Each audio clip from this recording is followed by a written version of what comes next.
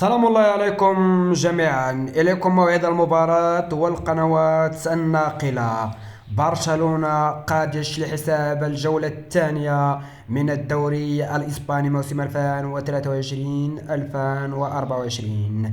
في المباراة الأولى تعادل برشلونة مع خطف، فيما الفوز كان لقادش في الجولة الأولى.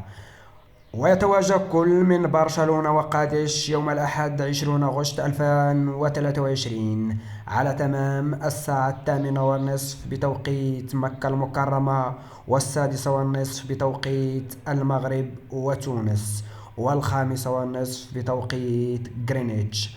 وستنقل وتذاع مباراة قادش وبرشلونة على قنوات بي إن سبورت القطرية، الراعي الرسمي لنقل مباريات الدوري الإسباني. لمن سيكون الفوز، برشلونة أم قادش؟